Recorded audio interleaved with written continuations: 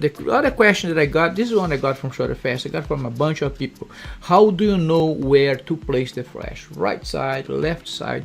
One thing that tells me which side I'm going to put the flash on is how the subject parts the hair. If they part the hair to the left, then I'm going to put the light on the right. Why is that? If you put the light on the longest part of the hair, there's a chance that the hot light's going to hit the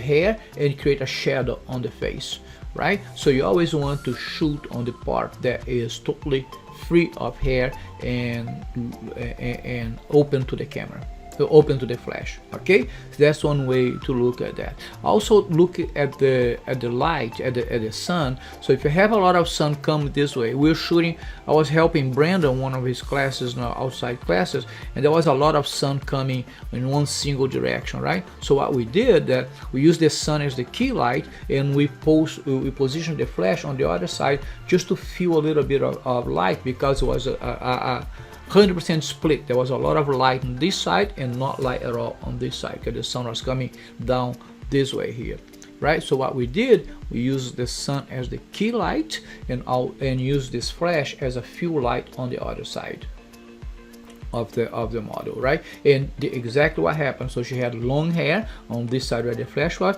I have to keep asking her to move the hair back so we didn't get shadow on the face from the hair. Okay, so watch for in a nutshell, where to place the flash, watch for which direction they part the hair, number one, and number two, which direction the sun is coming.